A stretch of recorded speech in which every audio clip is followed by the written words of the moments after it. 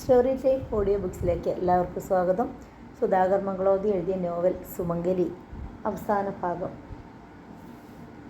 ദൈവം ഇങ്ങനെയൊക്കെയാണ് നിശ്ചയിച്ചിരിക്കുന്നത്. സഹിച്ചല്ലേ പറ്റൂ. ഞാൻ സഹിക്കണില്ലേ? സത്യത്തിൽ നഷ്ടമുണ്ടായത് മുഴുവൻ എനിക്കല്ലേ പോയത്. അവളുടെ തൊണ്ടയിടറി. നന്ദന് വീണ്ടും വിസ്മയമായിരുന്നു. എത്ര പരിഭാഗമായിരിക്കുന്നു അവളുടെ മനസ്സും വാക്കുകളും. അതും ഇത്ര വേഗം. നഷ്ടപ്പെട്ടത് വളരെ വലുതാണെങ്കിലും ആ നഷ്ടം അവളിലുണ്ടാക്കിയ സ്വാധീനവും അസാധാരണമായിരിക്കുന്നു. എങ്കിലും അവൾ മയങ്ങിക്കിടന്നപ്പോൾ സംഭവിച്ച കാര്യങ്ങൾ വെട്ടിത്തുറന്നു പറയാൻ നന്ദൻ മടിച്ചു. ഉടനെ ഒരു ഷോക്ക് നൽകണ്ട. ഈ സമയത്ത് ഗൗരിയെ നമ്മൾ ഇങ്ങോട്ട് വിളിച്ചുകൊണ്ടു പോന്നാൽ അവിടെ അച്ഛനും അമ്മയും തനിച്ചാവില്ലേ? എന്നുവെച്ച് ഏട്ടന് ഗോവിന്ദനെ കാണാതെ കഴിയാൻ പറ്റുമോ? ഏട്ടത്തിയമ്മയ്ക്കാണെങ്കിലും നല്ല പ്രയാസം കാണും. അല്ലെങ്കിൽ ഏട്ടൻ കൂടി അവിടെ പോയി താമസിക്കണം. ഞാൻ അങ്ങോട്ട് പോയാൽ ഇവിടെ ആരുണ്ട്? നിനക്കും ചെറിയമ്മയ്ക്കും തുണ. ഏട്ടൻ ടൂറിലായിരുന്നപ്പോഴും ഞങ്ങളിവിടെ തനിച്ചായിരുന്നില്ലേ? ഇപ്പോൾ എൻ്റെ അമ്മ ഉണ്ടല്ലോ എൻ്റെ ഒപ്പം. അമ്മ അടുത്തുള്ളപ്പോൾ ചന്തേട്ടൻ അടുത്തുള്ള തോന്നലാണ് എനിക്ക്. ഇല്ലെങ്കിൽ ഞാനും അമ്മവും കൂടി അവിടെ പോയി അച്ഛൻ്റെയും അമ്മയുടെ ഒപ്പം താമസിക്കാം. ഏട്ടത്തിയമ്മയെയും ഗോവിന്ദനെയും കൂട്ടി ഇങ്ങോട്ട് പോകട്ടെ. ഒക്കെ നമുക്ക് സാവധാനം തീരുമാനിക്കാം. പുഞ്ചിരിയോടെ നന്ദൻ അവളുടെ കവിളിൽ തട്ടി. അമ്മൂൻ്റെ അമ്മയൊന്ന് താഴേക്ക് ചെല്ല. ഏട്ടനൊന്ന് വിശ്രമിക്കട്ടെ. ആ വർത്തമാനത്തിൽ കല്യാണിയുടെ മുഖത്തും കുസൃതി നിറഞ്ഞു. ഈ ഏട്ടൻ എന്ന് പറഞ്ഞുകൊണ്ട് നന്ദൻ്റെ കൈത്തണ്ടയിൽ നഖമിറക്കാനായി അവൾ വിരൽത്തുമ്പ് തൊട്ടു. ഉടൻ പേടി ഭാവിച്ച് നന്ദൻ പറഞ്ഞു, ഈശ്വരാ, പഴയ ഭാവം വിട്ടില്ലല്ലോ. പെട്ടെന്ന് പൊട്ടിച്ചിരിയോടെ കല്യാണി കയ്യിലെടുത്തു. ഇല്ല ഏട്ടാ, ഇനി ഞാൻ അങ്ങനെയൊന്നും ചെയ്യില്ല. കോണിയിറങ്ങി അവൾ താഴേക്ക് ഓടി. എങ്കിലും അവൾ പഴയ കല്യാണിയിൽ നിന്ന് വളരെ മുന്നോട്ട് പോയിരിക്കുന്നുവെന്ന് നന്ദൻ ഉറപ്പായി. കല്യാണി അമ്മൂനെ മേൽ കഴിയിച്ച ദേഹത്ത് പൗഡർ കുറഞ്ഞുകൊണ്ടിരുന്നപ്പോൾ ജനാലയ്ക്കൽ മുഖം കാണിച്ചുകൊണ്ട് വെള്ളമ്മ വിളിച്ചു പറഞ്ഞു, നോക്കൂ, കുട്ടിയുടെ കുരിയാറ്റ വീണ്ടും മുട്ടയിട്ടിരിക്കണു. വെള്ളമ്മയെ ഉദാസീനമായി എന്ന് നോക്കിയിട്ട് കല്യാണി വീണ്ടും മകളെ ഒരുക്കുന്നതിൽ ശ്രദ്ധ വെച്ചു. അവൾ അമ്മൂനെ പൊട്ടുകുത്തിച്ചുകൊണ്ടിരുന്നപ്പോൾ ജനാലയ്ക്കൽ നിന്ന് വീണ്ടും വെള്ളമ്മയുടെ സ്വരം, കുരിയാറ്റകളുടെ മുട്ട കാണാൻ വരണുണ്ടോ കുട്ടി? ഇപ്പോൾ അവറ്റകളോട് കൂട്ടിലില്ല. വിരിയാറായ മുട്ടയാ. മുട്ടകൾക്ക് നല്ല ചൂപ്പുരാശി വീണിട്ടുണ്ട്. തള്ള ഒന്ന് പോണുണ്ടോ? ഇവിടെ ഇപ്പോൾ അതിനല്ലേ നേരം. വെള്ളമ്മയെ നോക്കാതെയായിരുന്നു കല്യാണിയുടെ മറുപടി. വെള്ളമ്മയ്ക്ക് വലിയ നിരാശയായി. ആശുപത്രിയിൽ നിന്ന് വന്നേ പിന്നെ ഈ കുട്ടിക്ക് ഇപ്പോൾ പഴയ സ്നേഹമൊന്നുമില്ല. മുമ്പൊക്കെ വെള്ളമ്മയെന്ന് വെച്ചാൽ പ്രാണം കളഞ്ഞിരുന്ന കുട്ടിയാണ്. അടുക്കളപ്പണിയിൽ നിന്നിരുന്ന ചെറിയമ്മ അത് കേട്ട് ഊറി ചിരിച്ചു. ഏട്ടത്തിയമ്മയെ കൂട്ടിക്കൊണ്ടുവരണമെന്ന ആവശ്യം കല്യാണി വീണ്ടും നന്ദൻ്റെ മുന്നിൽ വെച്ചതാണ്. ആകാമെന്ന് പറഞ്ഞ് നന്ദൻ പിന്നെയും ഒഴിഞ്ഞു. അപ്പോഴാണ് ഒരു ഉച്ചയ്ക്ക് അമ്മുവിൻ്റെ തുണി തിരുമ്പിക്കൊണ്ടിരുന്ന വെള്ളമ്മ കല്യാണിയോട് പറഞ്ഞത്, എന്തായാലും ഈ കുടുംബത്തിൽ വന്നു കയറിയ ഐശ്വര്യമായിരുന്നു ആ കുട്ടി. കുട്ടിയുടെ ഏട്ടത്തിയമ്മയുടെ കാര്യമാണ് വെള്ളമ്മ പറയണതേ. ഇനി അതൊന്നും പറഞ്ഞിട്ട് കാര്യമില്ലല്ലോ. സങ്കടം ഭാവിച്ച് വെള്ളമ്മ മൂക്കു പിഴിഞ്ഞ് ചേരയിൽ തുടച്ചു. പാവം, അതിനും സങ്കടം കാണും. എന്ന് വെച്ച് സഹിക്കാനും പൊറുക്കാനും പറ്റുന്ന കാര്യമൊന്നും അല്ലല്ലോ നടന്നത്. പെണ്ണാണെന്ന് വെച്ചിട്ട് എല്ലാം അങ്ങനെ സഹിച്ചു കിടക്കാൻ പറ്റുമോ? കല്യാണിക്കൊന്നും മനസ്സിലായില്ല. വെള്ളമ്മ എന്തേ പറയണത്? ആ കുട്ടി ഇവിടെ നിന്ന് ഇറങ്ങിപ്പോയ കാര്യം പറയായിരുന്നു. ഇറങ്ങിപ്പോയതല്ലല്ലോ, ഏട്ടൻ കൊണ്ടുപോയി ആക്കിയതല്ലേ. അച്ഛനും അമ്മയ്ക്കും തുണയ്ക്കായി. വെള്ളമ്മ തിരിഞ്ഞ് കല്യാണിയെ നോക്കി. വെള്ളമ്മയുടെ ചുണ്ടിലൊരു പരിഹാസച്ചിരി തെളിഞ്ഞു. കുട്ടിക്കുണ്ടോ വല്ലതും അറിയൂ? അതവിടെ നിന്ന് ഇറങ്ങിപ്പോയപ്പോൾ കുട്ടി ബോധമില്ലാതെ കിടക്കുകയായിരുന്നില്ലേ? രണ്ടാളും തമ്മിൽ പറഞ്ഞതല്ല ഈ വെള്ളമ്മ കേട്ടിരുന്നു. പക്ഷെ ഒരൊറ്റ കുട്ടിയോടും വെള്ളമ്മ അതേപ്പറ്റി പറഞ്ഞിട്ടില്ല. വെള്ളമ്മ കേൾക്കണത് വെള്ളമ്മയുടെ ഉള്ളിലിരിക്കും. ഇവിടുത്തെ ചോറാ വെള്ളമ്മ തിന്നണതേ. ഏട്ടനും ഏടത്തിയും തമ്മിൽ എന്താ പറഞ്ഞിരുന്നത്? കല്യാണിക്ക് ഉൾക്കണ്ട. കുട്ടിക്കറിയോ, മാറ്റക്കല്യാണം നടത്തിയാൽ എപ്പോഴത്തെ അനുഭവം ഇതാ. ഒന്ന് പിഴിച്ചാൽ രണ്ടും പോക്കാ. വെള്ളമ്മ പറഞ്ഞു. അതിൻ്റെ കൂടപ്പുറപ്പിൻ്റെ ജീവൻ കളഞ്ഞത് ഇവിടെയുള്ളവരാണെന്ന് ഒരു വിചാരം ഉള്ളിലിരിക്കുമ്പോൾ അതിനിവിടെ ജീവിക്കാൻ പറ്റുമോ? കൂടപ്പുറപ്പിൻ്റെ ശവത്തിൽ ചവിട്ടി നിന്ന് ഭർത്താവിൻ്റെ ഒപ്പം കഴിയാൻ സാധ്യമല്ലത്രേ. ഇനി വരില്ല എന്നും പറഞ്ഞാൽ പോയത്. അങ്ങോട്ട് ആരും ചെല്ലണ്ടെന്നും. അത്രയും മതിയായിരുന്നു കല്യാണിക്ക്. വെള്ളമ്മ കുഞ്ഞുടുപ്പുകൾ കല്ലിലിട്ട് സോപ്പ് പുരട്ടുന്നതിനിടയിൽ കല്യാണി തിരഞ്ഞ് അകത്തേക്ക് ഓടി. ഏട്ടൻ വന്നതും അവൾ സത്യം തിരക്കി. നന്ദനെല്ലാം സമ്മതിച്ചു. അപ്പോൾ ഏട്ടത്തിയമ്മ ഇനി ഒരിക്കലും ഇവിടേക്ക് വരില്ലേ? ഇല്ല. എൻ്റെ നിഴൽ വീഴുന്നിടത്ത് നിന്ന് പോലും അവൾ ഓടി അകലുമത്രേ. ഞാൻ അങ്ങോട്ട് ചെന്നാൽ ആത്മഹത്യ ചെയ്യുമെന്ന് വരെയാണ് ഭീഷണി. എന്നാലും ഇത്രയധികം അവൾക്ക് എന്നെ വെറുക്കാൻ കഴിഞ്ഞല്ലോ. അത്ര വലുതാണോ എൻ്റെ തെറ്റ്? അല്ലേ? കല്യാണി ചോദിച്ചു. നന്ദൻ ഞെട്ടലോടെ അഞ്ചത്തിയെ നോക്കി. ബന്ധം മൂലം ഏട്ടത്തിയമ്മയ്ക്ക് സ്വന്തം സഹോദരനെ നഷ്ടമായില്ലേ? ഒരേ ഒരു കൂടപ്പുറപ്പിനെ എങ്ങനെ അവർ അത് സഹിക്കും? ഞാനാണെങ്കിൽ സഹിക്കില്ലല്ലോ. നന്ദൻ ശബ്ദിച്ചില്ല. എന്തിനാ ഏട്ടാ ചതിയിൽപ്പെടുത്തി എനിക്കൊരു ഭർത്താവിനെ ഉണ്ടാക്കി തന്നത്? അതുകൊണ്ട് എനിക്ക് എന്തേ ഒരു പ്രയോജനം ഉണ്ടായത്? നന്ദന് വീർപ്പുമുട്ടൽ. നെഞ്ചിൽ പാപത്തിൻ്റെ ഭാരവും ചുവന്നുകൊണ്ട് നടക്കേണ്ടി വന്നില്ലേ ഞാൻ? ഇതിൽ ഭേദം കുരിയാറ്റകളോടും പുല്ലുണ്ണിക്കിളികളോടും കിന്നാരം പറഞ്ഞ് ഞാൻ ഈ വീട്ടിനുള്ളിൽ സമാധാനമായി കഴിയുമായിരുന്നല്ലോ. നീയും ഇതാണോ മോളെ പറയുന്നത്? നെഞ്ചു പൊടിയുന്ന നൊമ്പരത്തിൽ നന്ദൻ അവളെ നോക്കി. നിനക്ക് വേണ്ടിയല്ലേ ഞാൻ? എനിക്കൊന്നും വേണ്ടിയിരുന്നില്ലല്ലോ ഏട്ടാ. പൊട്ടിക്കരഞ്ഞുകൊണ്ട് കല്യാണി അവൻ്റെ നെഞ്ചിലേക്ക് വീണു. എനിക്ക് വേണ്ടി എൻ്റെ ഏട്ടൻ ഒരാളെ കൊല്ലേണ്ടിയിരുന്നില്ലല്ലോ. 2 കുടുംബങ്ങൾ ഇല്ലാണ്ടാക്കേണ്ടിയിരുന്നില്ലല്ലോ. ഈ പാപത്തിന് പ്രായശ്ചിത്തമായി നമ്മൾ എന്ത് ചെയ്താൽ മതിയാകൂ ഏട്ടാ? എനിക്ക് പ്രായശ്ചിത്തം ചെയ്തേ പറ്റൂ മോളെ. നന്ദൻ കല്യാണിയെ തന്നിലേക്ക് ചേർത്ത് പിടിച്ചു. പിറ്റേന്ന് രാവിലെ നന്ദൻ പുറത്തേക്ക് പോകാൻ തയ്യാറായി ഇറങ്ങിയപ്പോൾ കല്യാണി അരികിലെത്തി. അവളുടെ മുഖത്ത് ഒരുതരം ചമ്മൽ. ഏട്ടാ, കുനിഞ്ഞ മുഖത്തോടെ അവൾ പതുക്കെ വിളിച്ചു. എന്തേ? നന്ദൻ അത്ഭുതം. എന്താ എൻ്റെ മോൾക്ക് വേണ്ടത്? വല്ലതും വാങ്ങാനാണോ? നിനക്കോ അമ്മൂനോ എന്തേലും? വാങ്ങാനല്ല, പിന്നെ പറയാൻ കല്യാണിക്കൊരു വിഷമം. പറയൂ, നന്ദൻ ആവശ്യപ്പെട്ടു. എന്താണേലും പറഞ്ഞോളൂ. നിനക്ക് അമ്പിളിമാമനെ വേണമെന്ന് പറഞ്ഞാൽ ഏട്ടൻ കൊണ്ടുതരുമെന്ന് അറിഞ്ഞില്ലേ? അമ്പിളിമാമനൊന്നും വേണ്ട. കല്യാണിക്ക് നാണം. ഞാനിപ്പോഴും ചെറിയ കുട്ടിയാന്നാ ഏട്ടൻ്റെ വിചാരം? ആ ചോദ്യം നന്ദന് നന്നേ ഇഷ്ടമായി. മെല്ലെ അവൻ ചിരിച്ചു. മുമ്പൊരിക്കൽ എന്നെ വീണ പഠിപ്പിക്കാൻ ഏട്ടനൊരു മാഷിനെ വരുത്തിയില്ലേ? നന്ദൻ തലയാട്ടി. ആ സ്വാമിയില്ലേ? ആ, അദ്ദേഹത്തെ വിളിച്ചാൽ ഇനിയും വരുമോ? എന്തിനാ? അമ്മുവിനെ പഠിപ്പിക്കാൻ സമയമായില്ലല്ലോ. 1 വർഷം കൂടി കഴിഞ്ഞാലല്ലേ അവളെ എഴുത്തിനിരുത്താൻ പോലും പറ്റൂ. അമ്മുവിനെ പഠിപ്പിക്കാനല്ല ഏട്ടാ, പിന്നെ എനിക്ക് പഠിക്കാനാ. പിന്നെ തിടുക്കത്തിലായിരുന്നു അവളുടെ സംസാരം. പഠിച്ചിടം തൊട്ട് എനിക്ക് തുടരണം. ഉച്ച കഴിഞ്ഞ നേരമായാൽ സൗകര്യം. അമ്മ ഉറങ്ങണ നേരമാണല്ലോ. വൈകുന്നേരം 5 മണി വരെ പഠിക്കാം. എൻ്റെ ആഗ്രഹമാണ്. എനിക്ക് വായിക്കണം. വീണയുമായി സ്റ്റേജിൽ കയറണം. കല്യാണിയുടെ കണ്ണുകൾ നിറഞ്ഞു. നന്ദൻ അത്ഭുതത്തിൽ അവളെ നോക്കി. എനിക്ക് വീണ അറിയാമെന്നൊക്കെ മോഹിച്ച ചന്തുവേട്ടൻ എന്നെ വിവാഹം കഴിച്ചത്. ഒക്കുന്നിടത്തോളം എനിക്ക് പഠിക്കണം. ചന്തുവേട്ടൻ്റെ ആത്മാവെങ്കിലും സന്തോഷിക്കട്ടെ. ഇനി എനിക്ക് അതിനൊക്കെയല്ലേ കഴിയൂ. ഞാൻ മാഷെ വരുത്താം. നന്ദഗോപൻ ഏറ്റു. പിറ്റേന്ന് തൊട്ട് സ്വാമി വന്നു തുടങ്ങി. കുറേ വയസ്സായ ആളാണ്. ലേശ ചുണ്ടിക്കാരനും. ഒരിക്കൽ പരസ്പരം ഇഷ്ടമില്ലാതെ ക്ലാസ് നിർത്തിയതാണ്. ഇക്കുറി ആദ്യ ക്ലാസ് കഴിഞ്ഞതോടെ സ്വാമി നന്ദനെ അറിയിച്ചു. എന്താ നന്ദ ഇതൊക്കെ? കല്യാണി ആകെ മാറിയിരിക്കുന്നു. പഴയ കുട്ടിയേ അല്ല. ഇക്കണക്കിന് വളരെ എളുപ്പത്തിൽ വീണ സ്വായത്തമാക്കും. വർണ്ണം തൊട്ട് തുടങ്ങാമെന്ന എൻ്റെ പ്രതീക്ഷ. താല്പര്യമില്ലാതെയാണ് പഠിച്ചതെങ്കിലും മുമ്പത്തെ പാഠങ്ങളൊന്നും അവൾ മറന്നിട്ടില്ലെന്ന് തോന്നുന്നു. നന്ദനക്ക് സന്തോഷം തോന്നി, ഒപ്പം നിരാശയും.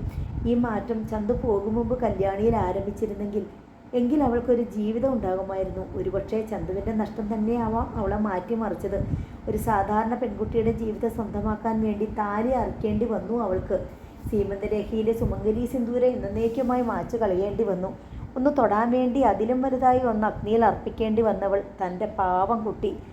നന്ദൻ കണ്ണിൽ ഊറിയ തുള്ളി തുടച്ചു മാറ്റി. വീണ പരിശീലനം ആരംഭിച്ച് കുറച്ച് കഴിഞ്ഞത് കല്യാണി നന്ദനോട് മറ്റൊരാവശ്യം അറിയിച്ചു. ഏട്ടാ, എനിക്ക് കുറച്ച് കാവ്യപുസ്തകങ്ങൾ വാങ്ങിത്തരണം. എന്തിനാ കല്ലു? നന്ദൻ തിരക്കി. എനിക്ക് കുറേ ശ്ലോകങ്ങൾ പഠിക്കണം. ചന്തുവേട്ടൻ്റെ വീട്ടിൽ ചെല്ലുകയാണെങ്കിൽ എന്തിനേക്കാളും അത്യാവശ്യം അതാണ്. നന്ദന് കാര്യം മനസ്സിലാകില്ല. രാത്രികളിൽ ചന്തുവേട്ടൻ്റെ വീട്ടിൽ അക്ഷരശ്ലോക സദസ്സ് ഉണ്ടാവാറുണ്ട്. അടുത്തെല്ലാം താമസിക്കുന്ന മാഷന്മാരും കുടുംബങ്ങളും എത്തും. അച്ഛനും അമ്മയും ഏട്ടത്തിയമ്മയും എല്ലാം ശ്ലോകങ്ങൾ ചൊല്ലാൻ മിടുക്കരാ. ചന്തുവേട്ടന് ഒരുപാട് ശ്ലോകങ്ങൾ അറിയാമായിരുന്നു. എനിക്ക് പക്ഷെ ഒന്നുപോലും അറിയില്ലായിരുന്നു. നന്ദൻ വിടർന്ന മിഴികളോടെ കല്യാണിയെ തന്നെ നോക്കി നിന്നു. ഒടുവിൽ സമ്മതിച്ചു. കൊണ്ടുവരാം. നിന്റെ ആ ഷെൽഫ് നിറയെ ഇന്ന് ഞാൻ കാവ്യങ്ങൾ എത്തിക്കും. എന്താ? നിറയൊന്നും വേണ്ട ഏട്ടാ, കുറച്ച് മതി. പോരാ. നന്ദന് വാശി. നിനക്ക് താല്പര്യമില്ലാഞ്ഞിട്ടല്ലേ? ഇല്ലെങ്കിൽ നിനക്ക് സ്വന്തമായി ഞാനൊരു ലൈബ്രറി ഉണ്ടാക്കി തരുമായിരുന്നല്ലോ. ഭക്ഷണം പോലെ തന്നെ അത്യാവശ്യമാണ് കുട്ടി പുസ്തകങ്ങളും. വയറിൻ്റെ വിശപ്പ് മാറ്റാൻ ഭക്ഷണം, മനസ്സിനെ ശാന്തമാക്കാൻ പുസ്തകങ്ങൾ. മാത്രമല്ല പ്രക്ഷുബ്ധമാക്കാനും പുസ്തകങ്ങൾക്ക് കഴിയും. വായിക്കുന്ന ഒരമ്മയ്ക്ക് മക്കളെ നയിക്കാനും കഴിയൂ. നന്ദൻ തുടർന്നു. വീണയും ശ്ലോകങ്ങളും കല്യാണിക്ക് സാന്ത്വനമായി. രണ്ടിലും അവൾ ചന്തുവിനെ കണ്ടു. ചന്തുവിൻ്റെ സാമീപ്യം അറിഞ്ഞു. നേരിൽ കാണും മുമ്പേ ചന്തുവിനെ അവൾ സ്നേഹിക്കാൻ ആരംഭിച്ചിരുന്നു. എന്നാൽ ആ സ്നേഹത്തിൻ്റെ ആഴി ഇപ്പോഴാണ് അവൾക്ക് മനസ്സിലാകുന്നത്. സ്നേഹിക്കുന്ന പുരുഷനെ എങ്ങനെ സ്വന്തം സ്നേഹത്തിൽ തളച്ചു നിർത്താമെന്ന് അവൾക്കറിയില്ലായിരുന്നു. അയാളുടെ ഇഷ്ടങ്ങൾ പറയാതെ അറിഞ്ഞ് സാധിപ്പിച്ചു കൊടുത്ത് അതിശയിപ്പിക്കുന്നതിലെ ആനന്ദം ഇപ്പോഴാണ് വ്യക്തമാകുന്നത്. ചന്തുവിൻ്റെ ചിത്രത്തിന് മുന്നിലിരുന്ന് ഒരു നാൾ വീണ സാധകം ചെയ്യുമ്പോഴാണ് അവൾക്കരികിൽ നന്ദൻ എത്തിയത്. എതിരെ വിരിച്ച പുല്ലുപായിൽ നന്ദനും ഇരുന്നു. കല്ലുവിന് നല്ല പ്രോഗ്രസ് ഉണ്ടെന്ന് നന്ദൻ അറിയിച്ചു. ഒരു വലിയ വിദുഷിയാവും മോളെ. വിദുഷിയൊന്നും ആകണ്ട, കല്യാണി പറഞ്ഞു. ചന്തുവേട്ടന് കേൾക്കാൻ പാകത്തിൽ ഇമ്പമായി എനിക്ക് വീണ വായിക്കണം. അത്രയേ ആശയുള്ളൂ. അതൊരു വാശിയും കൂടിയാ. ചന്തുവേട്ടൻ എന്നെ തോൽപ്പിച്ചില്ലേ? അങ്ങനെ കല്ല് തോൽക്കില്ല. സ്നേഹം കൊണ്ട് ചന്തുവേട്ടനെ ഞാൻ കീഴടക്കും. എങ്ങനെ? അതൊക്കെ കണ്ടോളൂ. നന്ദേട്ടൻ പണ്ടൊരിക്കലൊരു സംഗീത സാമ്രാട്ടും കാമുകനുമായ ഓർക്കൂസിൻ്റെ കഥ എനിക്ക് പറഞ്ഞു തന്നത് ഓർമ്മയുണ്ടോ? പ്രിയതമയുടെ പിന്നാലെ പരലോകം വരെ പോയ ഓർഫ്യൂസ് പുരുഷന് മാത്രമല്ലല്ലോ, സ്ത്രീക്കും അത് സാധിക്കില്ലേ? സാവിത്രി സത്യവാനെ വീണ്ടെടുത്തില്ലേ? അതൊക്കെ കഥകളല്ലേ മോളെ. നന്ദൻ്റെ ചുണ്ടിൽ ഒരു വിഷാദസ്മേരം തെളിഞ്ഞു. ജീവിതവുമായി ബന്ധമില്ലാത്ത കഥകളൊന്നുമല്ല ഏട്ടാ അത്. എനിക്കറിയാം. ഇപ്പോൾ തന്നെ എൻ്റെ ചന്തുവേട്ടൻ എൻ്റെ ഒപ്പം ഉണ്ടെന്ന് എനിക്കറിയാം. ശരീരമേ നഷ്ടപ്പെട്ടിട്ടുള്ളൂ. എന്നെ വിട്ടിട്ട് ചന്തുവേട്ടൻ്റെ ആത്മാവിനെ മറ്റൊരു ലോകത്തേക്ക് പറക്കാൻ കഴിയില്ല. തീർച്ചയായും. അതുകൊണ്ട് എനിക്ക് സന്തോഷമായിരിക്കാൻ കഴിയണേ. നന്ദനിൽ ഒരു ഞെട്ടലുണ്ടായി. കല്യാണിയുടെ മുഖത്ത് ഗൗരവമാണ്. അതേ ഏട്ടാ, ചന്തുവേട്ടൻ്റേതായ ആ പ്രത്യേക ഗന്ധം ഇതാ എൻ്റെ ചുറ്റും പറന്ന് കളിക്കുന്നുണ്ട്. നന്ദൻ്റെ കണ്ണുകളിൽ ഭീതി ആളി. ഒരു നിമിഷം കഴിഞ്ഞ് നന്ദൻ്റെ മുഖഭാവം കണ്ട് കല്യാണി പുഞ്ചിരിച്ചു. എന്തേ, ഏട്ടന് പേടി തോന്നുന്നുണ്ടോ? എനിക്ക് കിറക്കൊന്നും പിടിച്ചിട്ടില്ല. നീ അറിഞ്ഞോ ആവോ? നന്ദൻ കുനിഞ്ഞ മുഖത്തോടെ പറഞ്ഞു. ചന്തുവിന് ആക്സിഡൻറ്റ് കേസ് ഈയിടെയാണ് വിധിയായത്. എങ്ങനെ? നീ വിഷമിക്കരുത്. നിനക്ക് അത് താങ്ങാനുള്ള കരുത്ത് ഇപ്പോൾ ഉണ്ടെന്നതുകൊണ്ടും നീ അറിയേണ്ട കാര്യമായതുകൊണ്ടുമാണ് ഏട്ടൻ പറയുന്നത്. ഏട്ടൻ പറയൂ. ചന്തുവിൻ്റേത് ആത്മഹത്യയായിരുന്നു അത്രേ. ഒരു നിമിഷം കല്യാണി മൗനമായിരുന്നു. പിന്നെ പറഞ്ഞു, എനിക്കറിയാമായിരുന്നു. എത്രയോ നേരത്തെ എനിക്കറിയാമായിരുന്നു. പക്ഷെ തിരുത്തലുണ്ട്. എന്ത് തിരുത്തൽ? ഏട്ടൻ വിഷമിക്കില്ലെങ്കിൽ ഞാൻ പറയാം. നീ പറയൂ. എൻ്റെ ഏട്ടൻ എന്നോട് പൊറുക്കുവോ? നീ പറയൂ മോളെ. ആത്മഹത്യയായിരുന്നില്ല, അത് കൊലപാതകമാണ് എൻ്റെ ഏട്ടൻ എനിക്ക് വേണ്ടി ചെയ്തത്. നന്ദൻ്റെ കണ്ണുകൾ നിറഞ്ഞു. കല്യാണി, ഞാൻ പറഞ്ഞല്ലോ ഏട്ടൻ എന്നോട് പൊറുക്കണമെന്ന്. ഇതാ നന്ദൻ ഒരു കൊച്ചുപൊതി കല്യാണിയെ ഏൽപ്പിച്ചു. എന്തേ ഇത്? തുറന്നു നോക്കൂ. കട്ടിയുള്ള കടലാസിൻ്റെ പൊതി തുറന്നപ്പോൾ ഒരു വർണ്ണക്കടലാസിൻ്റെ പൊതി. കല്യാണി അതും തുറന്നു. ചന്തുവിൻ്റെ കഴുത്തിലുണ്ടായിരുന്ന മാലയും ലോക്കറ്റും. കേസ് അവസാനിച്ചതിനാൽ പോലീസിൽ നിന്ന് അത് തിരികെ കിട്ടി. നീയാണല്ലോ ഇനിയെത്തി അതിൻ്റെ അവകാശി. കല്യാണിയുടെ മിഴികൾ തുളുമ്പി. അതും കയ്യിൽ പിടിച്ച് തെല്ലുനേരം അവൾ നിശബ്ദം നിന്നു. പിന്നെ മാലയിലെ ലോക്കറ്റിൻ്റെ അടുപ്പ് തുറന്നു. അവളുടെ കണ്ണുകൾ വിടർന്നു. തുറന്നു പിടിച്ച ലോക്കറ്റ് അവൾ നന്ദഗോപനെ കാണിച്ചു കൊടുത്തു. ഇത് കണ്ടോ ഏട്ടാ? നന്ദൻ നോക്കി. ലോക്കറ്റിനുള്ളിൽ മറ്റൊരു പെൺകുട്ടിയുടെ ചിത്രം പതിച്ചിരുന്ന സ്ഥാനത്ത് കല്യാണിയും അമ്മുവും ചേർന്നുള്ള പടം. കല്യാണി ഏങ്ങലടിച്ച് കരഞ്ഞു. ഇപ്പോൾ ഏട്ടന് ബോധ്യമായില്ലേ എൻ്റെ ചന്തുവേട്ടൻ എൻ്റേതായിരുന്നു എന്ന്? എൻ്റെ ചന്തുവേട്ടൻ. കല്യാണി ആ ലോക്കറ്റിൽ തുരുതുരെ ഉമ്മ വെച്ചു. പിന്നെ അത് പൊതിയിൽ നിക്ഷേപിച്ചു. പുല്ലുപായിൽ നിന്ന് എഴുന്നേറ്റു. പൂജാമുറിയിൽ സൂക്ഷിക്കണം എനിക്കിത്. വലംപിരിശങ്കും ദേവിയുടെ സിന്ദൂരവും വെച്ചിരിക്കുന്നതിനോടൊപ്പം. അവൾ പുറത്തേക്ക് നടന്നു. കല്യാണി ഇപ്പോൾ നന്ദഗോപനൊരു പ്രശ്നമേ അല്ല. അവളുടെ കാര്യങ്ങളെല്ലാം അവൾ തനിയെ ചെയ്തുകൊള്ളും. അമ്മുവിൻ്റെ കാര്യങ്ങൾക്കും മറ്റാരും വേണ്ട. അതിനിടയിൽ ചെറിയമ്മയുടെ സഹായത്തിന് അടുക്കളയിലെത്തും. നന്ദൻ ആകെ ചെയ്യാനുണ്ടായിരുന്നത് ഔദ്യോഗിക കാര്യങ്ങൾ മാത്രം.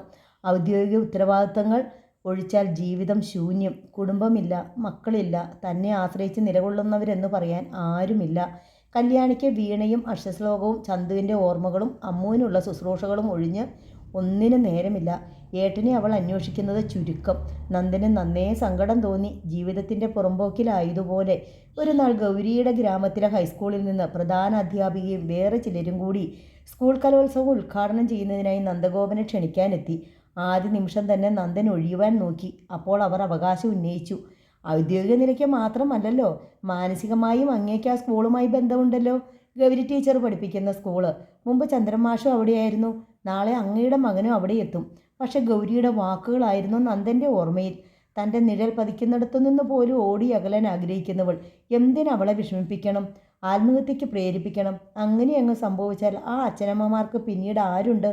അന്നത്തെ ദിവസം എനിക്ക് അസൗകര്യമാണ്, നന്ദൻ പറഞ്ഞു. സാരമില്ല, അങ്ങയ്ക്ക് സൗകര്യപ്രദമായ ദിവസം തരൂ. ഞങ്ങൾ പ്രോഗ്രാം തിരുത്തിക്കൊള്ളാം. അങ്ങ് എത്തണമെന്നത് ഞങ്ങളുടെ ഗ്രാമത്തിൻ്റെ ആവശ്യമാണ്. ഇല്ല, ഞാൻ വരില്ല, നന്ദന് തീർത്തു പറയേണ്ടി വന്നു. നിരാശരായാണ് അവർ മടങ്ങിയത്. ചന്ദ്രമാഷും വിവരം അറിഞ്ഞു. നിന്നെയാ അവൻ അപമാനിച്ചത്, അദ്ദേഹം ഗൗരിയോട് പറഞ്ഞു. നിന്നോടുള്ള വെറുപ്പ് അവൻ അവരോട് കാണിച്ചത്. ഇല്ലച്ചാ, എന്നോട് സ്നേഹമുള്ളതുകൊണ്ടാണ് അദ്ദേഹം, ഗൗരി തർക്കിച്ചു. സ്നേഹം ഇതാണോ? ചന്ദ്രന്മാഷ് എതിർത്തു. എനിക്കിത് മനസ്സിലാകുന്നില്ല. വിശദീകരിക്കാൻ ഗൗരിക്കും കഴിഞ്ഞില്ല. അച്ഛനും മനസ്സിലാകില്ല, പക്ഷെ എനിക്ക് മനസ്സിലാകും. സത്യത്തിൽ ഞാൻ ആഗ്രഹിച്ചതുപോലെ തന്നെ അദ്ദേഹം അവരോട് പെരുമാറിയത്. എനിക്കതിൽ അദ്ദേഹത്തോട് നന്ദിയുണ്ട്. അദ്ദേഹം ഇവിടേക്ക് വന്നിരുന്നെങ്കിൽ കുറച്ച് ദിവസത്തേക്ക് ഞാൻ ഈ ഗ്രാമം വിട്ട് എവിടേക്കെങ്കിലും പോകേണ്ടി വരുമായിരുന്നു. ചന്ദ്രമാഷ് അപ്പോഴും മനസ്സിലാകാത്തതുപോലെ മകളെ നോക്കി നിന്നു. ഊഹിക്കാൻ അദ്ദേഹത്തിന് കഴിഞ്ഞിരുന്നു. പക്ഷേ ഇതൊക്കെ താങ്ങാൻ അദ്ദേഹത്തിന് പ്രയാസമുണ്ടായിരുന്നു. വെറുക്കാം, അകന്നു കഴിയാം. എന്നാൽ ഉള്ളിലെ സ്നേഹം വിങ്ങിപ്പൊട്ടുമ്പോഴും അന്യരെ പോലെ അകന്നു നിൽക്കുന്ന രീതി അദ്ദേഹത്തിന് പുതിയതായിരുന്നു. ഗൗരിയെ ഒന്ന് കാണാൻ നന്ദന് കൊതിയുണ്ടായിരുന്നു. അതിലധികം ഗോവിന്ദനെ കാണാൻ. ഗൗരിയുടെ അകൽച്ച മനഃപൂർവ്വമാണ്. എന്നാൽ തൻ്റെ മോൻ എന്തു പിഴച്ചു? അച്ഛൻ്റെ സ്നേഹവും ലാളനകളും അവന് നഷ്ടമാകേണ്ട ആവശ്യമെന്ത്? നന്ദൻ അതിൽ പ്രതിഷേധമുണ്ടായിരുന്നു. അപ്പോഴാണ് ഒരു പ്രഭാതത്തിൽ മകളെയും എടുത്തുകൊണ്ട് കല്യാണി അറിയിക്കുന്നത്, ഏട്ടാ, എനിക്കൊന്ന് ചന്തുവേട്ടൻ്റെ വീട്ടിൽ പോകണം. അത്ഭുതം ഉണ്ടായെങ്കിലും നന്ദൻ ഭാവിച്ചില്ല. എപ്പോൾ? ഇന്ന് തന്നെ. പെട്ടെന്ന് എന്താ ഒരു ഭൂതോദയം? ഇന്ന് രാവിലെ അമ്മ ഉണർന്നത് അച്ഛാന്ന് വിളിച്ച് കരഞ്ഞുകൊണ്ടാണ്.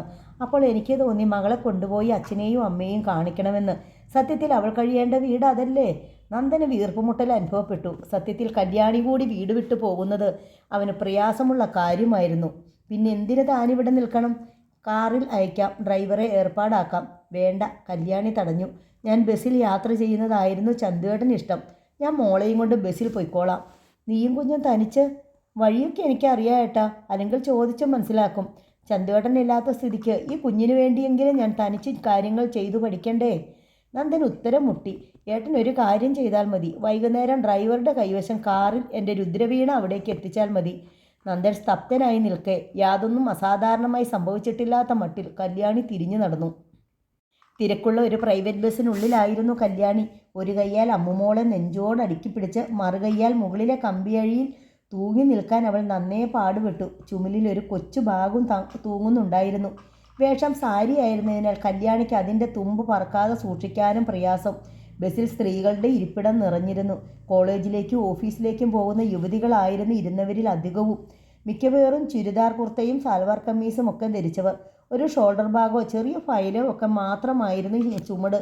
സ്ഥിരമായി ബസ്സിൽ യാത്ര ചെയ്ത് ശീലമുള്ള അവരിൽ ആരും തന്നെ ഒരു കൈക്കുഞ്ഞിനെയും കൊണ്ട് ഓടുന്ന ബസ്സിൽ നിന്ന് വിഷമിക്കുന്ന കല്യാണിയെ കണ്ടതായി ഭാവിച്ചില്ല. ഇരുന്ന് യാത്ര ചെയ്യുന്ന പുരുഷന്മാരിലാണ് അല്പമെങ്കിലും അസ്വാസ്ഥ്യം ഉണ്ടായത്. എങ്കിലും സ്വന്തം സീറ്റ് നഷ്ടപ്പെടുത്താൻ ആർക്കും മനസ്സില്ലായിരുന്നു, വിശേഷിച്ച് മധ്യവയസ്കർക്ക്. ഒടുവിൽ ഒരു ചെറുപ്പക്കാരൻ എഴുന്നേറ്റ് കൊടുത്തു. ഇരുന്നോളൂ. കല്യാണി മകളെയും കൊണ്ട് ഇരുന്നതും ചെറുപ്പക്കാരൻ മുകളിലെ കമ്പിയിൽ പിടിച്ചു നിന്നു. ചന്തുവേട്ടൻ്റെ ഗ്രാമത്തിൻ്റെ പേര് മാത്രമേ കല്യാണിക്ക് അറിയുമായിരുന്നുള്ളൂ. അടുത്തിരുന്ന പ്രായമായ മനുഷ്യനോട് അവൾ ആ പേര് പറഞ്ഞു. വണ്ടി അവിടെ എത്തുമ്പോൾ ഒന്ന് പറയണേ, ഞാൻ അതിനു മുമ്പേ ഇറങ്ങുമല്ലോ കുട്ടി. വൃദ്ധനിൽ നിന്ന് നിസ്സഹായത. കുട്ടിയെ കണ്ടക്ടറോട് ഒന്ന് പറഞ്ഞേക്കൂ. ഏത് സ്റ്റോപ്പിലാ? കണ്ടക്ടർ ആരാഞ്ഞു. സ്റ്റോപ്പിൻ്റെ പേര് കല്യാണിക്ക് അറിയില്ലായിരുന്നു. സർക്കാർ സ്കൂളിനടുത്താ. അവൾ പറഞ്ഞു. ഹൈസ്കൂളല്ലേ? അവസാനത്തതിൻ്റെ തൊട്ട് മുമ്പത്തെ സ്റ്റോപ്പാ. അങ്ങ് ചെല്ലുമ്പോൾ പറയാം, കണ്ടക്ടർ അറിയിച്ചു. കല്യാണിക്ക് സമാധാനമായി. ജീവിതത്തിൽ ആദ്യമായാണ് തനിച്ചൊരു യാത്ര. എങ്കിലും ഹൈസ്കൂളിന് മുന്നിലെ സ്റ്റോപ്പിൽ ഇറങ്ങിയപ്പോൾ കല്യാണിക്ക് ധൈര്യം. ചന്തുവിൻ്റെ വീട്ടുപേര് പറഞ്ഞിട്ട് അവൾ ഒരാളോട് വഴിതിരിക്കി. നമ്മുടെ ചന്ദ്രമാഷിൻ്റെ വീടല്ലേ? അതാ ആ കാണുന്ന ഗേറ്റാണ്. കല്യാണി മകളുടെ കവിളിൽ തുരുതുരെ ഉമ്മ വെച്ചു. എൻ്റെ അമ്മൂൻ്റെ അച്ഛൻ്റെ വീടായിട്ടോ. എൻ്റെ അമ്മൂൻ്റെ പൊന്നച്ഛൻ്റെ വീട്. വെയിലൂടെ നടന്നവൾ ആ ഗേറ്റിലെത്തി. വീട് ഇത് തന്നെ. കല്യാണിക്ക് ഉറപ്പായി.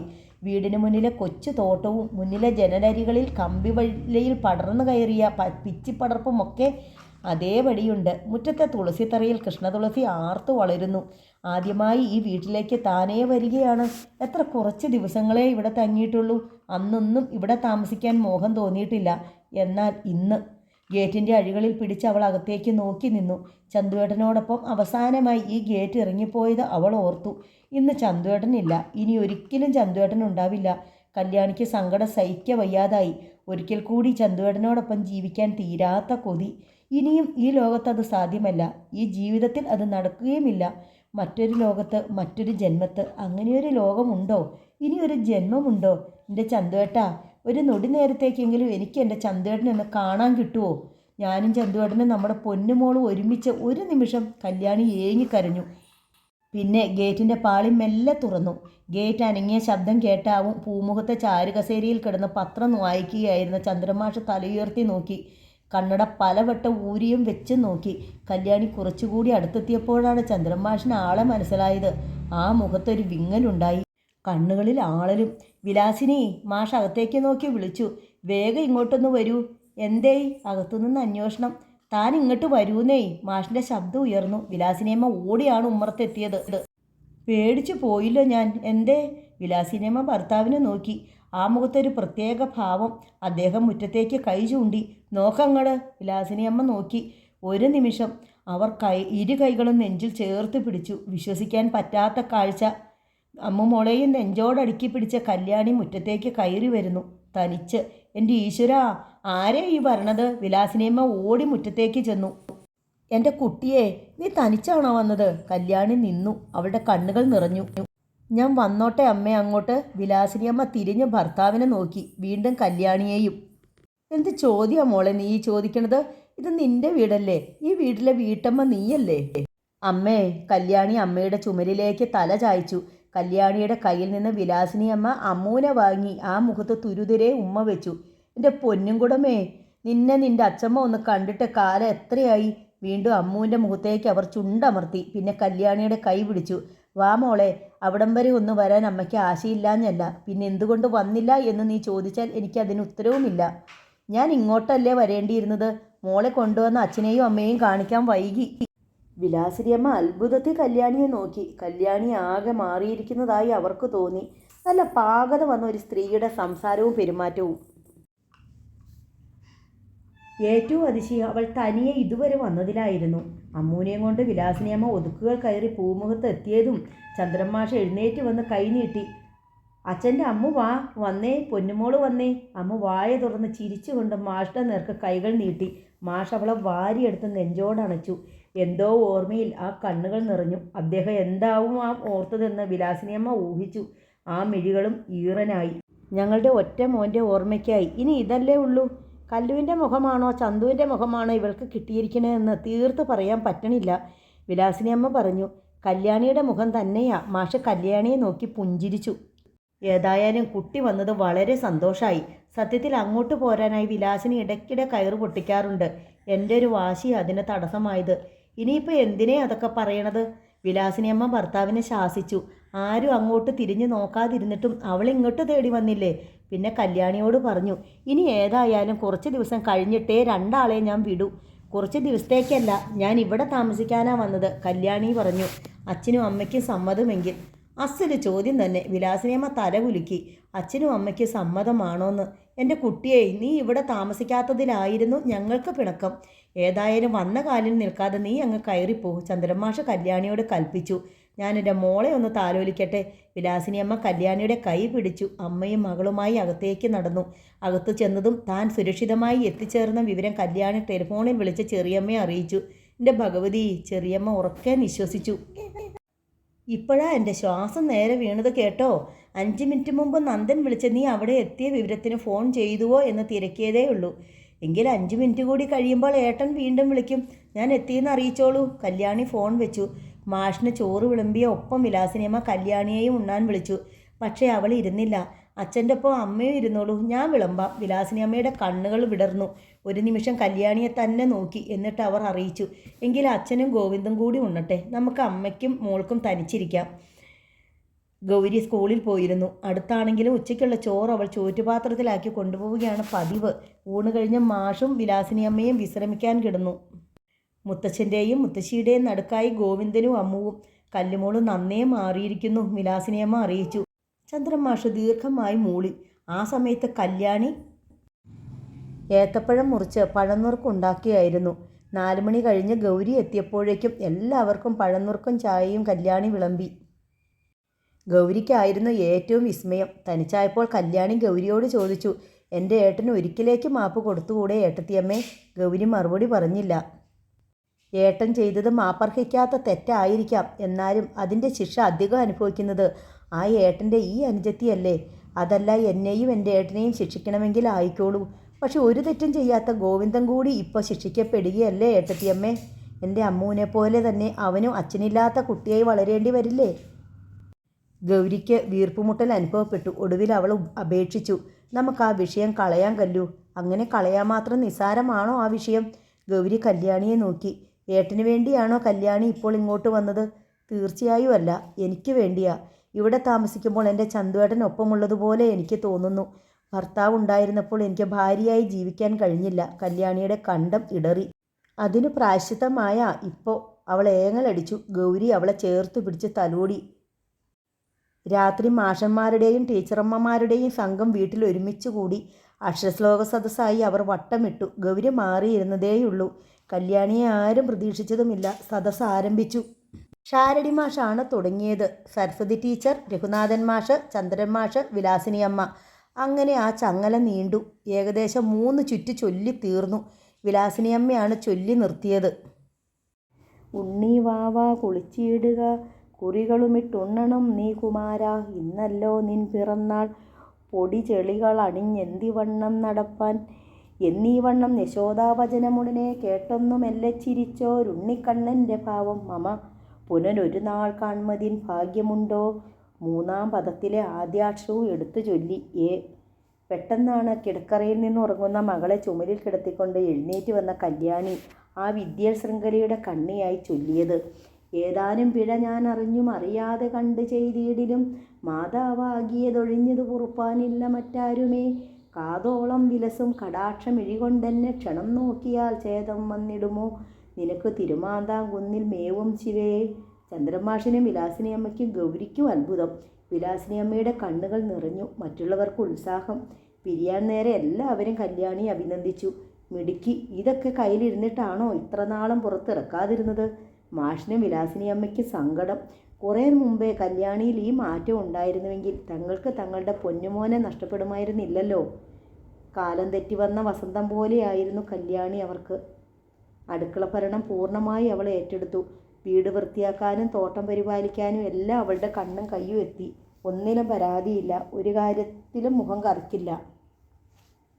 പഴയ കല്യാണിയുമായി യാതൊരു സാമ്യവുമില്ലാത്ത ഒരു വ്യക്തിയെയാണ് മറ്റുള്ളവർ അവളിൽ കണ്ടത്. അമ്മുവിന് മാത്രമല്ല, ഗോവിന്ദനും അവളായിരുന്നു അമ്മ. എന്നിട്ടും ചന്ദ്രമാഷോ വിലാസിനിയമ്മയ്ക്കോ ഗൗരിക്കോ മനസ്സ് നിറഞ്ഞ് സന്തോഷിക്കാൻ കഴിഞ്ഞില്ല. കല്യാണിയിലെ ഓരോ മാറ്റവും ചന്തുവും ഒന്നിച്ചുള്ള കഴിഞ്ഞ കാലത്തെയാണ് ഓർമ്മിപ്പിച്ചത്. അതിനിടയിലാണ് ഒരു ദിവസം കല്യാണിയുടെ വീട്ടിൽ നിന്ന് പരിചാരകനായ മായൻകുട്ടി എത്തിയത്. അവിടുത്തെ ചെറിയമ്മയ്ക്ക് തീരെ പാടില്ല. കിടപ്പിലായിട്ട് കുറച്ച് ദിവസമായി. അറിയിച്ചാൽ കല്ലുകുട്ടി വിഷമിക്കുന്നു പറഞ്ഞ് ചെറിയമ്മ തന്നെയാണ് തടഞ്ഞത്. ഇപ്പം തീരെ വയ്യ. കുട്ടിയെ കൂട്ടിക്കൊണ്ടുപോകാനാണ് ഞാൻ വന്നത്. കാറിലാണ് മായൻകുട്ടി വന്നിരുന്നത്. അതേ കാറിൽ കല്യാണിയും അമ്മുവും പോയി. എനിക്കും ചെറിയമ്മയും ഒന്ന് കാണണമെന്നുണ്ടായിരുന്നു. ഗൗരി സങ്കടപ്പെട്ടു.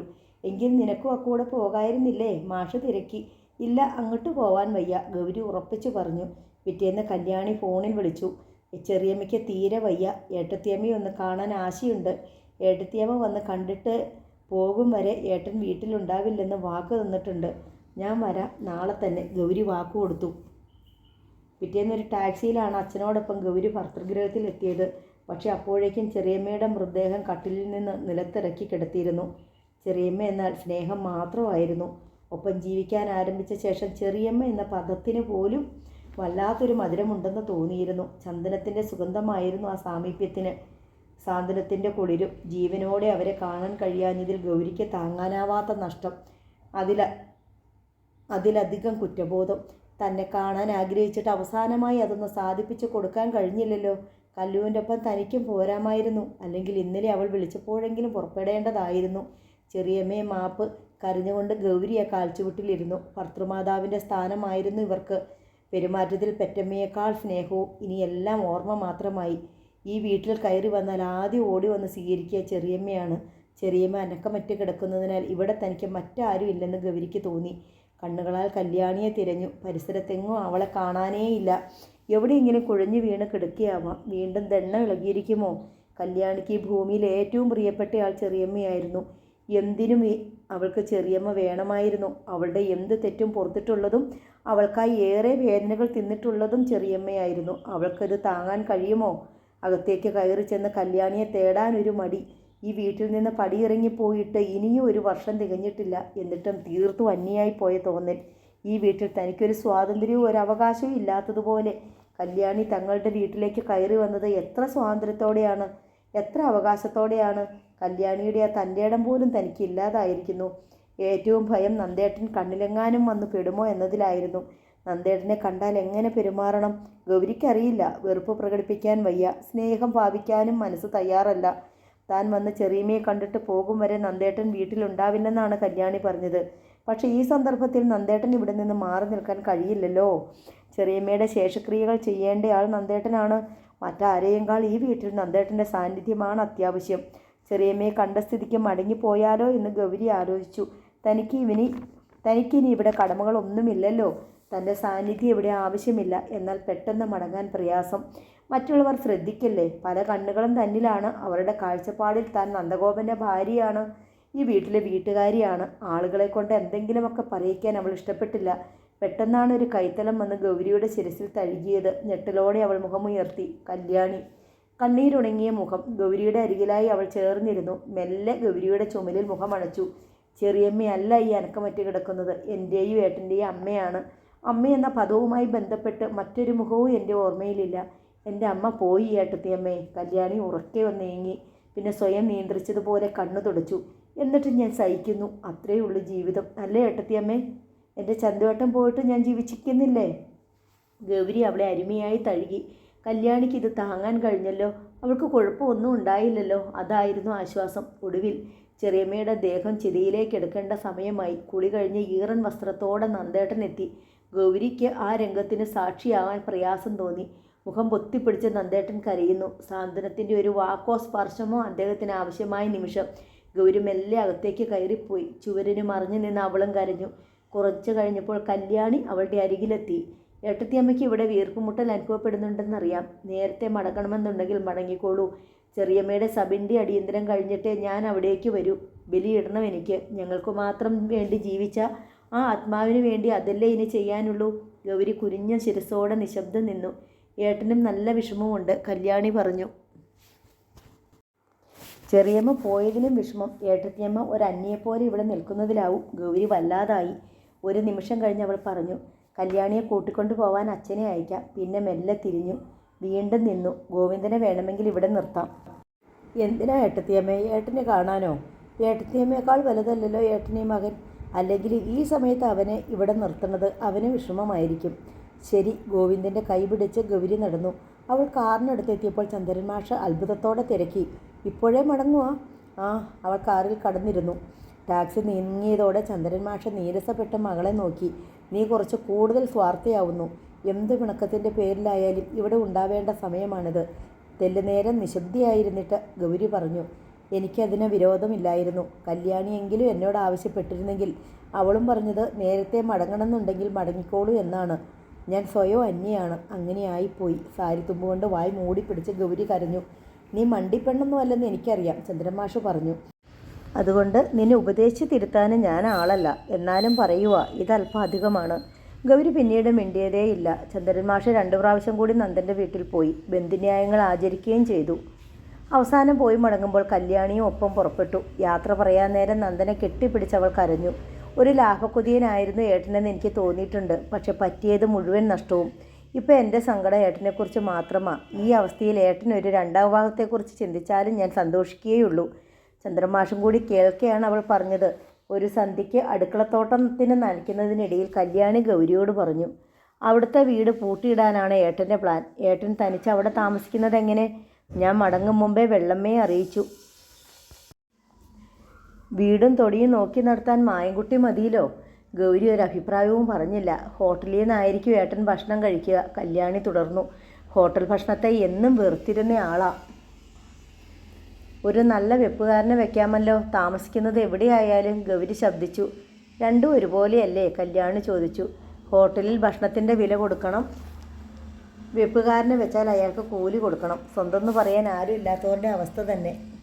ഗൗരി വീണ്ടും നിശബ്ദയായി. ഞാനൊന്ന് ചോദിക്കട്ടെ? കല്യാണി ഗൗരിയെ നോക്കി.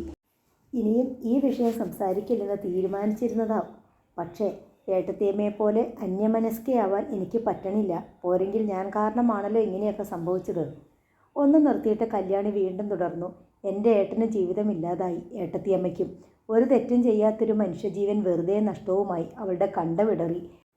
ഞാൻ വിചാരിച്ചാൽ ഒരു പ്രായശ്ചിത്തത്തിന് കഴിയുമോ ഏട്ടത്തിയമ്മേ? എൻ്റെ ജീവൻ കൊടുത്തിട്ടായാലും നഷ്ടപ്പെട്ടവ തിരിച്ചെടുക്കണമെന്നുണ്ട് എനിക്ക്. എല്ലാം വിധിയാണ് കുട്ടി. ഗൗരി അവൾ സമാധാനിപ്പിക്കാൻ ശ്രമിച്ചു. സാരമില്ല, കഴിഞ്ഞതെല്ലാം നമുക്ക് മറക്കാൻ ശ്രമിക്കാം. ഏട്ടത്തിയമ്മയ്ക്ക് കഴിയുമോ അതിന്? ഗൗരിക്ക് ഉത്തരം മുട്ടി. എനിക്ക് കഴിയില്ല, കല്യാണി പറഞ്ഞു. ഒരിക്കലും എനിക്ക് കഴിയില്ല. മറക്കണമെന്ന് എനിക്ക് ആഗ്രഹവുമില്ല. ഓർമ്മകളിൽ മാത്രമാണ് ഞാനിപ്പോൾ ജീവിക്കുന്നത്. നിന്നെപ്പോലെ എനിക്കുമുണ്ട് നിധി പോലെ വിലമതിക്കാനാവാത്ത ഓർമ്മകൾ. ഗൗരി പറഞ്ഞു. എനിക്കും അതുമതി ജീവിക്കാൻ. എനിക്ക് അറിയേണ്ടത് ഒന്നേ ഉള്ളൂ ഏട്ടത്തിയമ്മേ. നനച്ചുകൊണ്ടിരുന്ന ഓസ് മണ്ണിലിട്ടിട്ട് കല്യാണി ഗൗരിയുടെ ചുമലിൽ കൈവച്ചു. എൻ്റെ ഏട്ടന് മാപ്പ് കൊടുക്കാൻ കഴിയുമോ ഏട്ടത്തിയമ്മയ്ക്ക്? ഒരു നിമിഷം വീർപ്പുമുട്ടലിൽ എന്നോണം നിശബ്ദം നിന്നിട്ട് ഗൗരി ആരാഞ്ഞു. നിൻ്റെ ഏട്ടൻ എന്തിനാ എൻ്റെ മാപ്പ്? അതിന് മാത്രം ഞാൻ ആര്? അദ്ദേഹത്തിന് മറ്റൊരു ജീവിതം കണ്ടെത്തിക്കൂടെ? സ്വാർത്ഥനും ദുഷ്ടനുമായിരിക്കാം എൻ്റെ ഏട്ടൻ. എന്നാലും ഒന്നെനിക്ക് ഉറപ്പുണ്ട്, നിങ്ങൾക്ക് കഴിഞ്ഞാലും എൻ്റെ ഏട്ടന് മറ്റൊരു ജീവിതം കണ്ടെത്താനാവില്ല. ഏട്ടന് അതിന് കഴിഞ്ഞിരുന്നെങ്കിൽ ഞാൻ സന്തോഷിച്ചേനെ. ഞാനിപ്പോൾ എന്താ വേണ്ടത്, നീ പറ, ഗൗരി ആവശ്യപ്പെട്ടു. പറയാം, കല്യാണി നിശ്വസിച്ചു. എൻ്റെ ഏട്ടൻ ഏട്ടത്തിയമ്മയുടെ അനുജനെ കൊന്നു, അല്ലെങ്കിൽ ആത്മഹത്യ ചെയ്യിച്ചു. പകരമായി എൻ്റെ ഏട്ടൻ്റെ അനുജത്തിയെ ഞാനും ആത്മഹത്യ ചെയ്യട്ടെ. ഏട്ടത്തിയമ്മയ്ക്കുണ്ടായ അതേ നഷ്ടവും സങ്കടവും ഏട്ടത്തിയമ്മയുടെ ഭർത്താവിനും ഉണ്ടാകട്ടെ. അപ്പോഴെങ്കിലും ഏട്ടത്തിയമ്മ ആ മനുഷ്യനോട് പൊറുക്കുമോ? കല്ലു മോളെ, ഗൗരി അവളെ കെട്ടിപ്പിടിച്ചു. നീ ഇങ്ങനെയൊന്നും പറയരുതേ. സന്തോഷത്തോടെയാണ് ഏട്ടത്തിയമ്മയെ ഞാൻ പറയുന്നത്. എൻ്റെ ചന്തുവേട്ടൻ്റെ ലോകത്തെത്തിയാൽ മാത്രമേ എനിക്ക് സുഖവും സമാധാനവും ലഭിക്കൂ. ഞാൻ കൊതിക്കുന്നതും അതുമാത്രമാണ്. ആ യാത്രയ്ക്ക് മുമ്പ് കാട്ടിയ അബദ്ധങ്ങളൊക്കെ എനിക്ക് തിരുത്തണം, അത്രയേ വേണ്ടൂ. മെല്ലെ കുനിഞ്ഞ് കല്യാണി ഓസെടുത്തു. മറ്റൊരു ചെടിത്തടത്തിൻ്റെ നേർക്ക് നടന്നു. ഗൗരി അനക്കമറ്റ് നിന്നു. നന്ദൻ്റെ അവസ്ഥയെക്കുറിച്ച് അവൾ പലപ്പോഴും ചിന്തിച്ചിരുന്നു. തീർത്തും തനിച്ചായിപ്പോയ ജീവിതം. ചെറിയമ്മയുടെ മരണത്തോടെ അവൾക്ക് നന്ദനോട് സഹതാപം തോന്നി തുടങ്ങിയിരുന്നു. കല്യാണിയെങ്കിലും ഒപ്പമുണ്ടായിരുന്നെങ്കിൽ ആ ജീവിതം ഇത്രയ്ക്കും തരിച്ചാകില്ലായിരുന്നു. അനുജത്തിക്ക് വേണ്ടി ജീവിച്ച ആളാണ് അദ്ദേഹം. സർവ്വതും നഷ്ടപ്പെടുത്തിയതും അവൾക്ക് വേണ്ടിയാണ് എന്നുവെച്ച് കല്യാണിയോട് ഏട്ടൻ്റെ ഒപ്പം പോയി താമസിക്കാൻ പറയുക വയ്യ. അത് ക്രൂരതയുമാണ്. അവൾ അവളുടെ ഭർതൃഗൃഹത്തിലാണ് താമസിക്കുന്നത്. ഇവിടുത്തെ അന്തരീക്ഷം അവൾക്ക് സമാധാനം നൽകുന്നുണ്ടാവും. മരിച്ചുപോയ ഭർത്താവിനോടുള്ള അവളുടെ സ്നേഹത്തിന് മുന്നിൽ താൻ ചെറുതായി പോകുന്നത് പോലെയും ഗൗരിക്ക് തോന്നി. ജീവിച്ചിരിക്കുന്ന ഭർത്താവിൻ്റെ നിഴലിൽ നിന്നുപോലും ഓടിപ്പോന്നവളാണ് താൻ. പക്ഷേ ഇനി സ്വയം മടങ്ങിച്ചെല്ലുന്നത് എങ്ങനെ? നന്ദേട്ടനെ ഒരിക്കൽ പോലും തന്നെ തേടി വന്നില്ല. ഒന്ന് കാണാൻ ആഗ്രഹം പോലും പ്രകടമാക്കിയില്ല. മകനെപ്പോലും അന്വേഷിച്ചില്ല. തേടി വരരുതെന്ന് താൻ വിലക്കിയെന്നത് സത്യം. ആത്മഹത്യാ ഭീഷണി പോലും വെച്ചിരുന്നു. എങ്കിലും തൻ്റെ മനസ്സ് എത്രയോ അലിഞ്ഞു. മനസ്സുകൊണ്ട് ഞാനൊരു മടക്കയാത്ര ആരംഭിച്ച് കഴിഞ്ഞിരിക്കുന്നു. എന്നിട്ടും നന്ദേട്ടനിൽ യാതൊരു മാറ്റവുമില്ല. വാശിയാണോ? അതോ തൻ്റെ വിലക്കുകളെ ഭയന്നിട്ടോ? അതോ നന്ദഗോപൻ്റെ മനസ്സിൽ നിന്ന് ഗൗരി ചോർന്നിരിക്കുമോ? പത്രങ്ങളിൽ നന്ദൻ്റെ ചിത്രം പ്രസിദ്ധീകരിച്ചു വന്നാൽ ഗൗരി ഗോവിന്ദനെ കാട്ടിക്കൊടുക്കും, ഇതാ മോൻ്റെ അച്ഛൻ. പക്ഷെ അവനതിൽ താല്പര്യമില്ലായിരുന്നു. അച്ഛൻ അവനൊരു ആവശ്യം അല്ലാതായി മാറിയിരിക്കുന്നു. അച്ഛൻ ചീത്തയാ, ഒരിക്കൽ അവൻ പറയുകയും ചെയ്തു. കാണാൻ പോലും കിട്ടാത്ത അച്ഛനെ അവൻ ഉപേക്ഷിച്ചിരിക്കുന്നു. സത്യം അതാണെന്ന് മനസ്സിലായിട്ടും ഗൗരി അവനെ അടിക്കുകയും ചെയ്തു. 2 മാസം കൂടി കഴിഞ്ഞപ്പോൾ ചന്തുവിൻ്റെ ആണ്ട് ശ്രാദ്ധമായി. പരേതാത്മാവിൻ്റെ സൽഗതിക്ക് വേണ്ടി എന്തെങ്കിലും ചെയ്യണമെന്ന് കല്യാണിക്ക് നിർബന്ധം. നന്ദൻ്റെയും കല്യാണിയുടെയും അച്ഛൻ്റെ ആത്മാവിന് വേണ്ടി അങ്ങനെ ചില കർമ്മങ്ങൾ നടത്തിയിരുന്നു. കർമ്മങ്ങൾക്കുള്ള പണം അവൾ സ്വന്തം ആഭരണങ്ങൾ വിറ്റാണ് ഉണ്ടാക്കിയത്. ചന്ദ്രൻ മാഷും ഗൗരിയും വിലക്കിയിട്ടും അവൾ വഴങ്ങിയില്ല. എനിക്ക് എന്തിനാണിനി ആഭരണങ്ങൾ? ഞാനിവ അണിഞ്ഞാൽ കാണാനായി ചന്തുവേട്ടൻ ഇവിടെയില്ലല്ലോ, അവൾ തർക്കിച്ചു. എന്നാലും വെറും അന്ധവിശ്വാസങ്ങൾക്ക് വേണ്ടി പണം ചെലവിടുന്നത്? മാഷ് മൂക്കിൽ വിരൽ ചേർത്തു. ഷാജഹാൻ താജ്മഹൽ പണിതത് അന്ധവിശ്വാസമായി തള്ളാൻ പറ്റുമോ അച്ഛാ?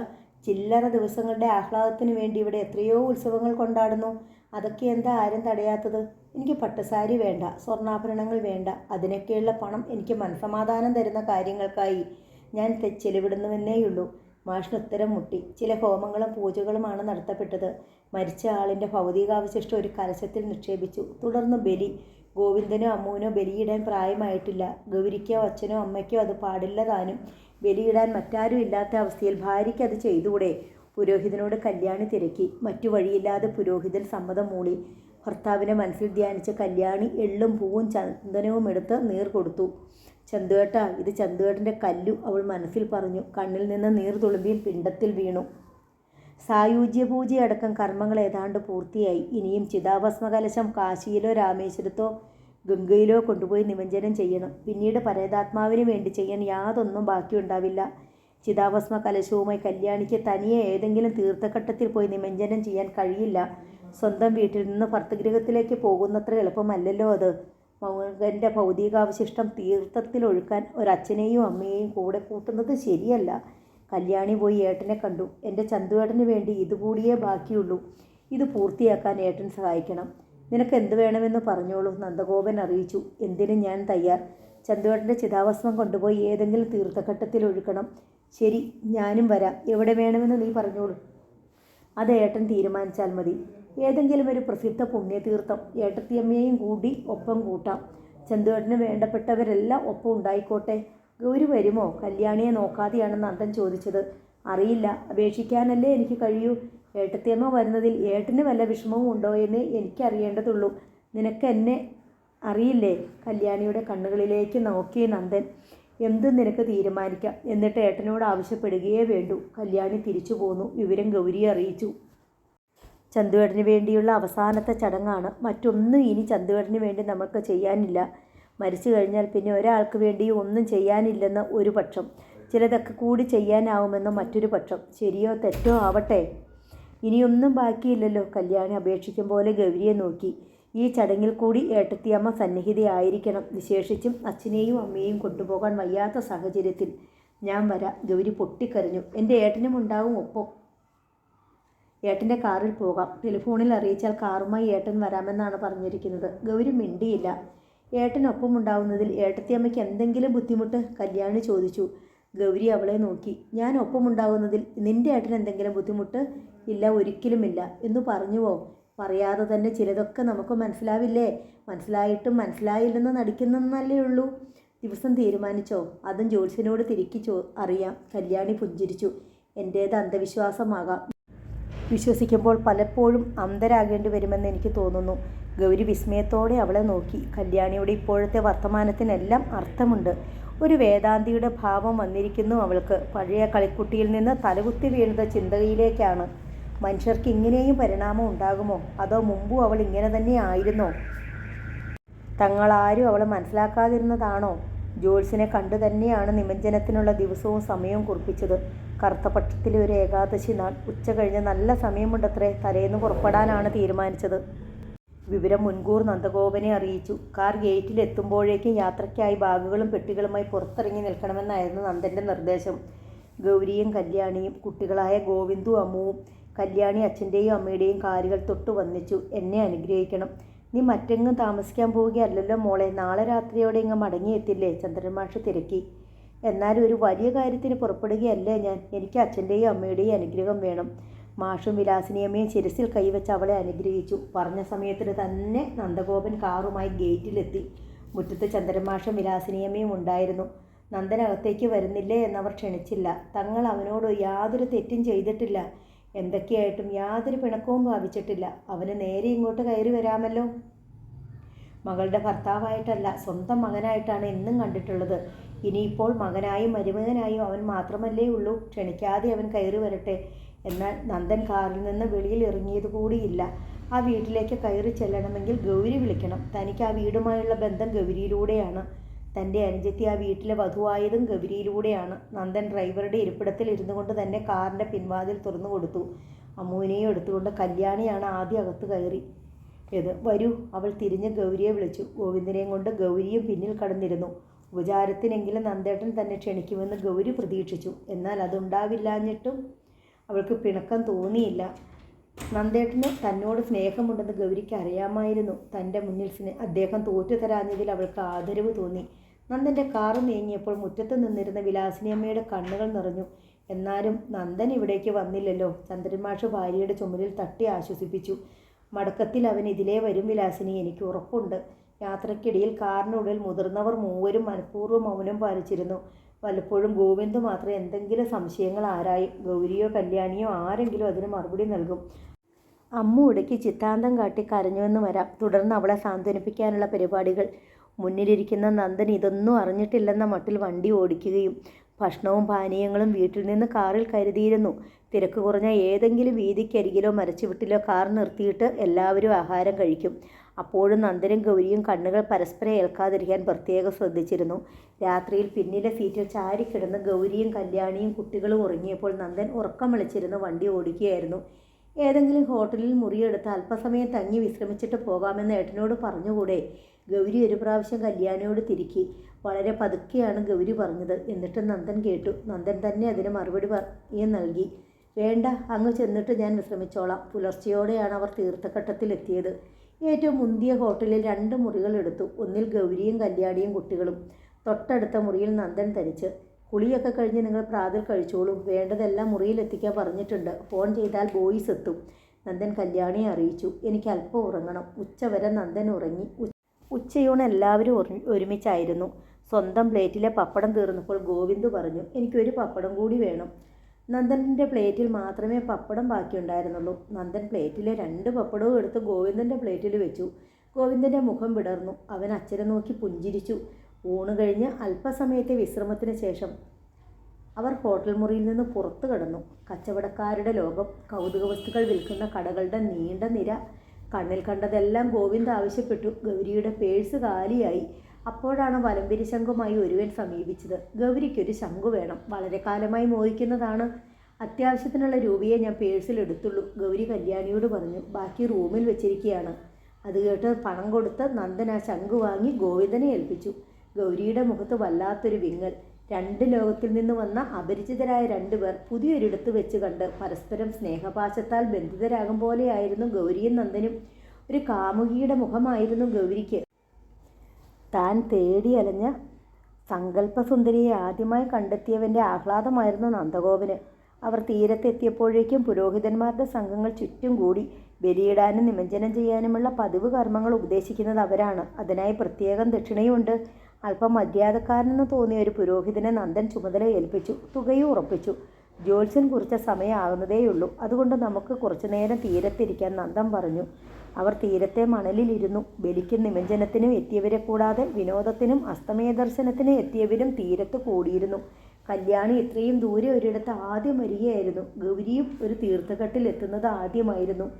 ഇരമ്പി മറിയുന്ന കടൽ, കക്കുകളും മത്സ്യങ്ങളും ചീഞ്ഞ മണവുമായി അടിക്കുന്ന കാറ്റ്. അമ്മു നന്ദൻ്റെ മടിയിലായിരുന്നു. പെട്ടെന്ന് ഗോവിന്ദന് നിർബന്ധം, അവനും ആ മടിയിലിരിക്കണം. ഗൗരി അവനെ തടഞ്ഞു. അമ്മു അല്ലേ നിന്നേക്കാൾ ചെറുത്, അവളിരിക്കട്ടെ. അപ്പോൾ കല്യാണി എഴുന്നേറ്റ് ചെന്ന് അമ്മൂനെ ആ മടിയിൽ നിന്നെടുത്തു. മോനിരുന്നോളൂ, ഇത് നിൻ്റെ അച്ഛൻ്റെ മടിയാണ്, ഇതിൻ്റെ അവകാശി നീയാണ്. പുഞ്ചിരിയോടെയാണ് പറഞ്ഞതെങ്കിലും അവളുടെ ശബ്ദത്തിന് ഇടർച്ചയുണ്ടായിരുന്നു. അമ്മുവിൻ്റെ കവളിൽ അവൾ തുരുതുരേ മുത്തി. പിന്നെ ചിതാഭസ്മകലശം വെച്ചിരുന്ന ചുവന്ന സഞ്ചിക്കരികിലായി വന്നിരുന്നു. ഗോവിന്ദ് ഓടിപ്പോയി നന്ദൻ്റെ മടിയിലിരുന്നു. പിന്നെ അമ്മുവിനെ നോക്കി പറഞ്ഞു, ഇത് എൻ്റെ അച്ഛനാ. നന്ദനിലും ഗൗരിയിലും നിസ്സഹായ ഭാവം. അപ്പോൾ കല്യാണി അമ്മുവിൻ്റെ കാതിൽ പറഞ്ഞു, അമ്മൂടെ അമ്മു വിഷമിക്കണ്ടാട്ടോ, മോളുടെ അച്ഛൻ മോളുടെ ഒപ്പമുണ്ട്, ആ മടിയിൽ നിനക്കും ഇരിക്കാം. ചിരിക്കുകയായിരുന്നു കല്യാണി. പക്ഷെ അവളുടെ കണ്ണിൽ നിന്ന് തുള്ളികൾ അടർന്നു ചാടി. കല്ലു, നീ എന്തൊക്കെയാ കുട്ടിയോട് പറയുന്നത്? നന്ദൻ അവളെ ശാസിച്ചു. ഒന്നുമൊന്നും അറിയാത്ത ആ പഴയ പെണ്ണിനെ എനിക്കിഷ്ടം, നീ ഇപ്പോൾ വല്ലാതെ മാറിയിരിക്കുന്നു. അപ്പോഴും കല്യാണി ചിരിച്ചു. ഒന്നുമൊന്നും അറിയാത്ത പെണ്ണായതുകൊണ്ടല്ലേ ഏട്ടാ എനിക്കെല്ലാം നഷ്ടപ്പെട്ടത്? പെട്ടെന്ന് അവളുടെ മുഖത്ത് ഗൗരവം വന്നു. നഷ്ടപ്പെട്ടവ വീണ്ടെടുക്കാനാവുമോ എന്ന് ആലോചിക്കുക ഞാൻ. ആ സമയത്താണ് പുരോഹിതൻ വന്നറിയിച്ചത്, വെയിൽ മങ്ങി സ്വാമി, നിങ്ങൾ പറഞ്ഞ സമയവും ആവുകയാണ്.